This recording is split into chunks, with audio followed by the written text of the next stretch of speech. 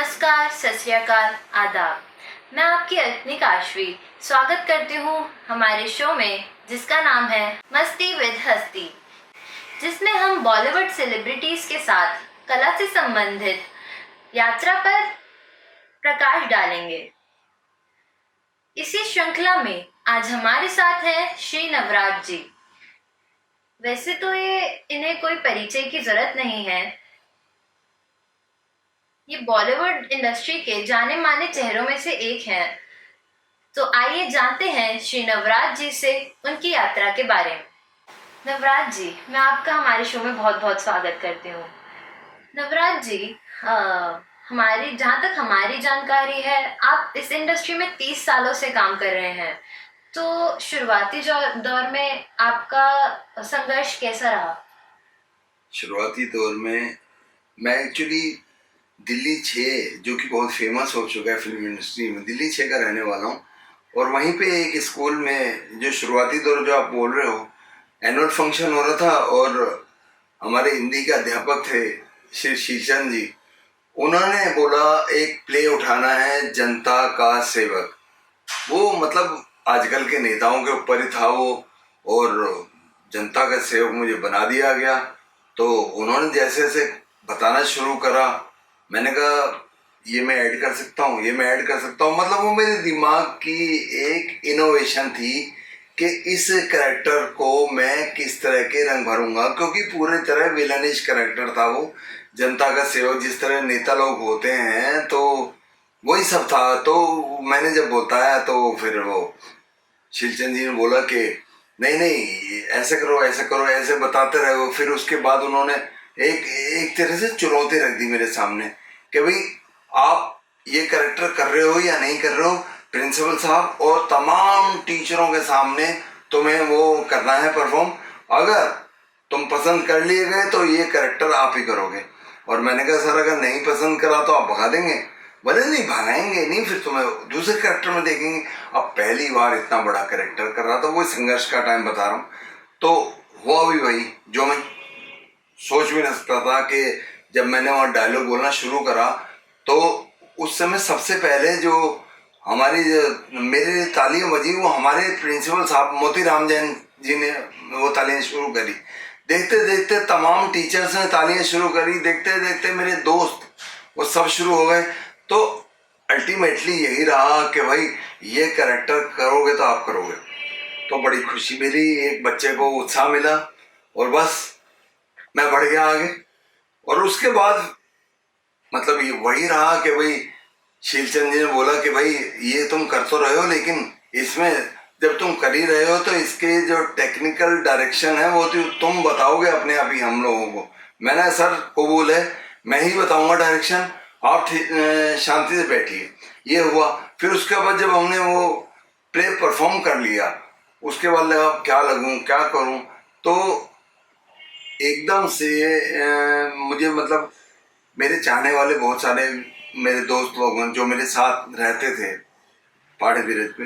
तो पहाड़ी धीरज पे कई लोगों ने मुझे उत्साह बढ़ाया, बोले आपकी आवाज़ अच्छी है। मुझे नहीं लगता, बट उन्होंने कहा आपकी आवाज़ अच्छी है, आप रेडियो पे क्यों नहीं ट्राई करते। तो उसके बाद मैं रेडियो में ऑडिशन दे के आया और बड़ा डर रहा था भाई, अब वो ऑडिशन का रिजल्ट क्या रहेगा, पास होऊंगा फेल होऊंगा। क्योंकि वहाँ आपके सामने ना कैमरा होता ना दर्शक होते, आपका गला है जो आपको बताता है कि आप अच्छा कर रहे हो नहीं कर रहे हो।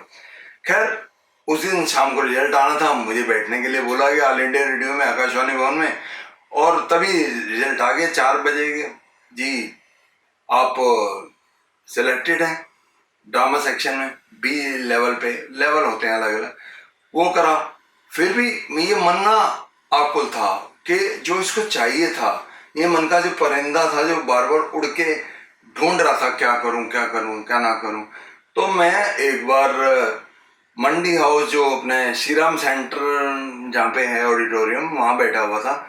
वहाँ मेरी सबसे पहली मुलाकात हुई श्री दिनेश अहलावत जी से, जो कि किसी प्ले पे काम कर रहे थे, रिहर्सल करवा रहे थे। और बस उन्होंने भी उसी तरह मेरा ऑडिशन लिया। मैंने उनको डायलॉग बोल के दिखाया, उन्होंने कहा वेरी गुड, मजा आ गया, आप मेरे साथ काम कर रहे हो। जब उन्होंने बोला ना मेरे साथ आप काम कर रहे हो, मुझे लगा कि कुछ मेरे साथ होने वाला है। उसके बाद तो फिर सिलसिला चल निकला। फिर जो दिनेश अहलावत जी, वीरेंद्र वर्मा जी, पुष्प शर्मा जी, रिंकू जी, इन सब ने और मैंने, हम लोग फाउंडर मेंबर बन गए द मास परफॉर्मिंग पीपल, एक थिएटर ग्रुप बना लिया हमने। उसके बाद भी मेरा मन जो है व्याकुल रहा, क्या करें क्या ना करें, फिर वही क्वेश्चन। तो खैर धीरे धीरे मैं बड़ा शुक्रगुजार हूँ कि मैं दिनेश अहलावत जी के साथ उसमें ग्रुप में एंट्री हो गई। और वीरेंद्र वर्मा अच्छे राइटर थे, लिखते रहे उस प्ले में, मतलब उस ग्रुप में। जो सबसे पहले जो था वो हमने जिस तरह का भी करा, फिर वो धीरे धीरे जब प्रैक्टिस बनती चली गई तो गधे की बारात, निशाचर, एक मशीन कबाड़ी की, उसमें दर्शकों का प्रोत्साहन मिला मुझे। और एक वही था कि जो वन एक्ट जिसको बोलते हैं ना, कि आप स्टेज पे ही हो, जो कुछ भी करना अच्छा या बुरा। ये मैं नए बच्चों को भी कह रहा हूँ जो आजकल एक्टिंग सीखने आ रहे हैं, उनके लिए भी कह रहा हूँ। तो वही था वन एक्ट प्ले। क्या होता है मीडिया में, तो क्या है कि आपका सीन अच्छा नहीं आया, कटेगा, दूसरा लग जाएगा, रीटेक जिनको बोलते हैं।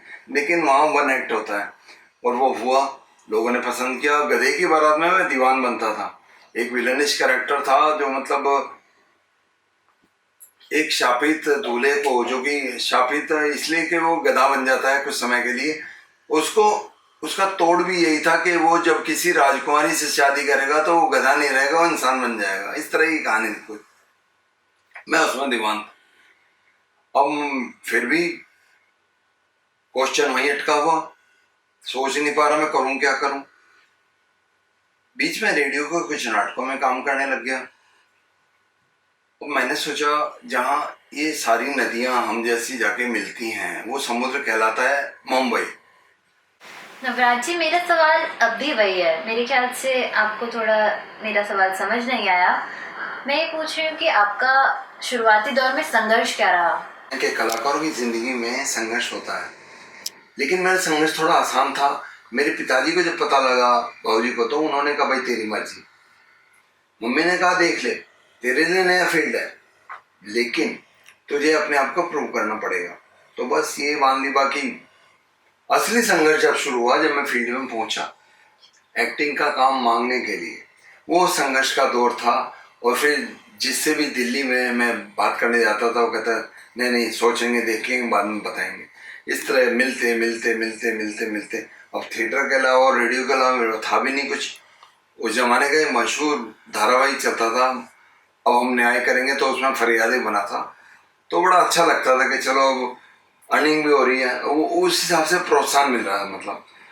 और उससे भी जो संघर्षकारी दौर था वो बॉम्बे जाके आया। बॉम्बे में वाकई मुझे लगता था कि वो संघर्ष असली संघर्ष था, क्योंकि पास में पैसे नहीं थे, पास में पैसे नहीं थे।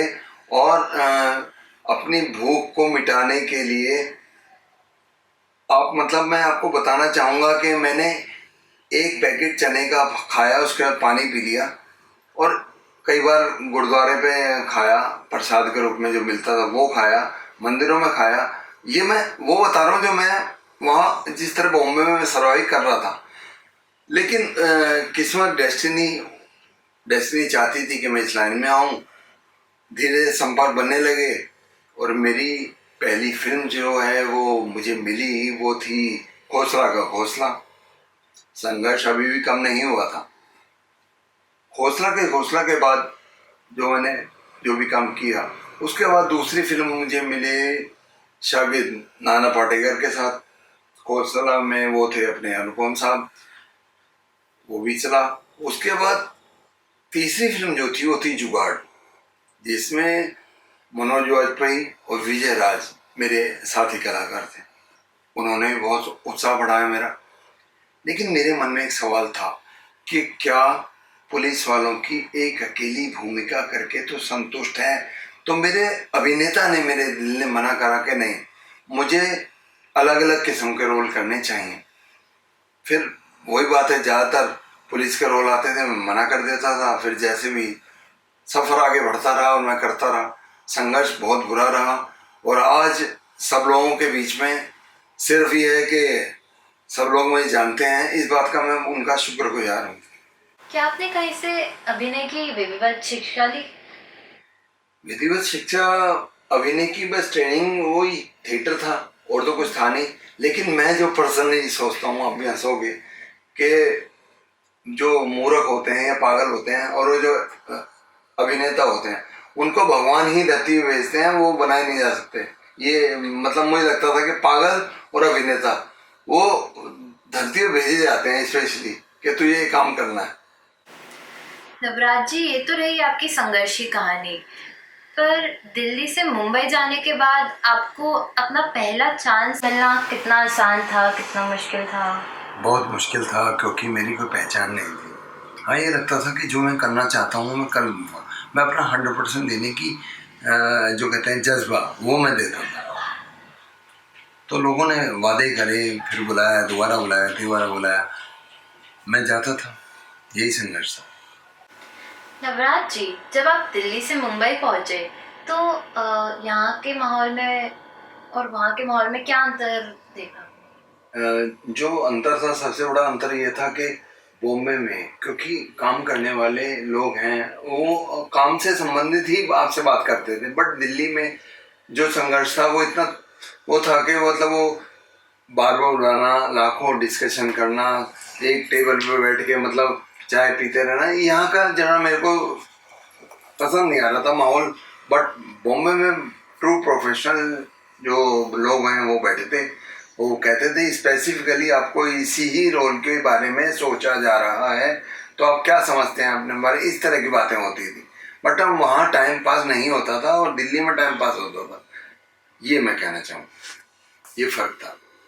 नवराज जी, आपने हिंदी के अलावा भी काफी भाषाओं में काम कर रखा है, तो हमारे दर्शक जानना चाहेंगे कि आपका क्या एक्सपीरियंस रहा? जी, मैंने हिंदी के अलावा मलयालम में काम किया, जिस फिल्म का नाम था दिव्या, और उसके जो डायरेक्टर थे वो थे जोश मालियान। अब क्योंकि मुझे मलयालम फिल्म आती नहीं है, बोलनी आती नहीं थी, तो वो इंग्लिश में डायलॉग लिखते थे और उसके बाद वो प्रोनाउंसिएशन करके बताते थे। तो वो मैंने एक्सपीरियंस किया और मुझे उन्होंने ताकीद करी, सावधान किया कि किसी मलयालम लड़की के सामने ये डायलॉग मत बोलना, क्योंकि मैंने कॉमिक विलन का रोल किया था।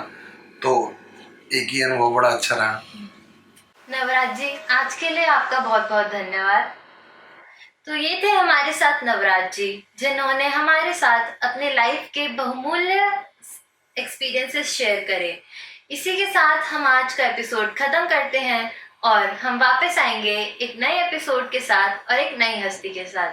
तब तक के लिए मैं आपकी दोस्त, आपकी होस्ट काशवी आपसे विदा मांगती हूँ। नमस्ते, सत श्री अकाल, आदाब।